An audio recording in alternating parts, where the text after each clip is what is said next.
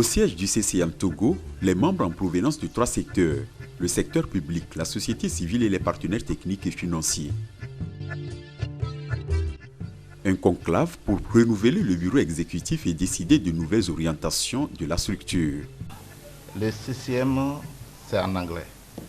Ça veut dire Country Coordinating Mechanism. En d'autres termes, c'est l'instance de coordination nationale de lutte contre le sida, la tuberculose et le paludisme qui sont financés par le Fonds mondial.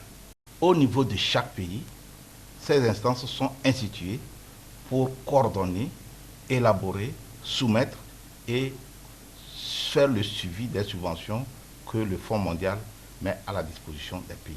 C'est des subventions.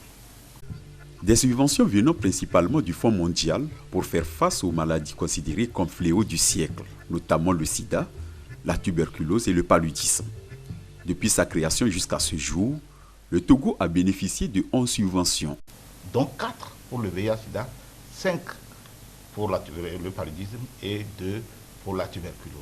Le volume des montants mobilisés, je dis mobilisés, pas ce qui est tellement décaissé, est à hauteur de près de 300 millions de dollars US. Mais ce qu'on a pu enregistrer ou bien décaisser réellement, c'est à hauteur de, disons, 98 milliards de francs CFA. D'importants financements qui ont permis au Togo de faire face efficacement à la riposte, en l'occurrence du VIH-Sida. Diminution de 50% d'infections au VIH en 15 ans. En 15 ans, le pays a diminué les nouvelles infections attendues de plus de 50% de la population générale. Donc en matière de prévention, il y a quand même des résultats encourageants.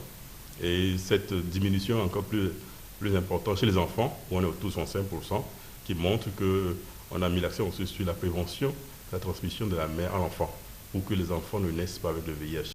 Des résultats encourageants qui sont l'aboutissement d'une synergie d'action entre les acteurs multisectoriels et pluridisciplinaires. Depuis la prévention jusqu'au traitement, tout est constamment urgent à tous les niveaux. Ici, nous sommes dans un laboratoire ultra-moderne de biologie moléculaire de l'Université de Lomé, mis sur pied grâce à l'appui du Fonds mondial. Notre première spécialité, c'est l'infection à VIH. Nous contrôlons tous les enfants parce que c'est un programme qui est national. C'est systématique. Dès que l'enfant vient pour la vaccination, il est prélevé par cette manière et ça nous revient ici. Et nous avons de bons résultats. Et notre exemple a été présenté à des conférences internationales où un grand pays comme la RDC, on a été approché pour dire venez nous instruire sur votre façon de faire en termes de diagnostic précoce. Diagnostic précoce qui commence par la PTME, prévention de la transmission de la mère à l'enfant, où le Togo a obtenu les meilleurs résultats ces dernières années. Nous sommes à 87% de couverture de toutes les femmes enceintes dans le pays qui sont dépistées au VIH et qui ont eu des antirétroviraux pour éviter la transmission de la mère à l'enfant. L'objectif attendu par le pays, c'est de pouvoir atteindre moins de 5% de transmission de la mère à l'enfant. Et aujourd'hui, nous sommes à 4% de transmission, donc l'objectif a été atteint. Et en matière de PTME, nous pouvons dire que le Togo a fait des efforts énormes. Sans la PTME, le risque est de 20 à 45%. Le dépistage est gratuit, les ARV sont gratuits. Et au moment de l'accouchement, on lui donne un seul comprimé qu'elle prend pendant le travail. Et après son accouchement, on donne des produits à l'enfant. Maintenant, en 2014, les choses ont tellement évolué que aussitôt on dépiste la femme, on n'attend plus la 14e semaine de la grossesse, on donne le médicament à la maman en même temps. Ce médicament protège la maman, protège aussi l'enfant. Et ce n'est pas tout. Sur le terrain, il faut intensifier la sensibilisation et les acteurs de la société civile ne baissent pas la garde.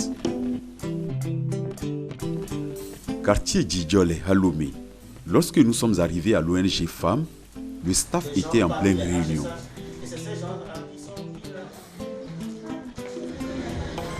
Le Fonds mondial appuie l'ONG Femmes dans beaucoup de domaines. Nous avons l'appui logistique du Fonds mondial et nous avons également l'appui financier du Fonds mondial dans l'organisation de la mobilisation sociale que nous faisons sur le terrain.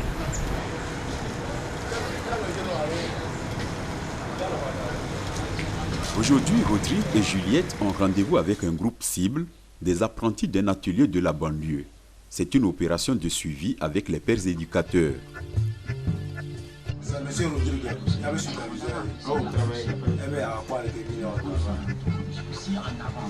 C'est des personnes qui sont issues du milieu apprenti. Et nous avons renforcé leurs capacités sur le VIH-Sida, sur les IST. Nous leur avons fourni des informations pour pouvoir distiller ces informations dans le milieu apprenti. Dans la riposte contre le VIH, nous disons que nous voulons atteindre l'objectif 0, c'est-à-dire qu'il n'y a plus d'infection à VIH. Et aujourd'hui, on peut être fier, on peut être content parce que le milieu des apprentis a cette information. Zéro infection d'ici à 2030, c'est l'objectif visé par l'ONU-SIDA qui reste confiant pour le Togo au vu des résultats enregistrés en peu de temps. Le succès, c'est qu'on a vu que la couverture de patients sous ARV, de personnes sous ARV, a augmenté. Il y a encore des gaps, mais elle s'est largement améliorée. Un autre succès, c'est avec l'utilisation des fonds mondiaux, le Togo fait partie des pays qui a pu réduire de près de 50% les nouvelles infections au VIH. Et également, un des succès importants, c'est que le pays a fait beaucoup d'efforts en termes de prévention de la transmission mère-enfant du VIH, avec une contribution importante du fonds, des financements du Fonds mondial. Des financements du Fonds mondial qui exigent des résultats, donc des actes concrets à commencer par la bonne gouvernance. Premier acte, bonne gouvernance pour que ces financements soient utilisés à meilleur escient et au bénéfice des patients.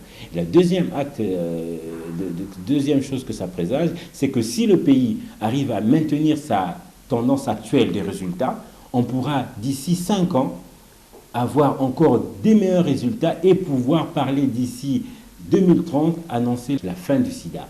La fin du sida ne veut pas dire qu'il n'y aura plus de patients séropositifs, mais on n'aura plus de nouvelles infections. Investir pour prévenir, investir pour renforcer le système de santé des pays et parvenir à un développement humain durable, c'est le but recherché par le Fonds mondial. Et dans cette dynamique, tout est mis en œuvre à ce que les subventions soient utilisées conformément aux principes d'efficience et d'efficacité visant la réalisation des objectifs du millénaire pour le développement, mieux des ODD, objectifs de développement durable.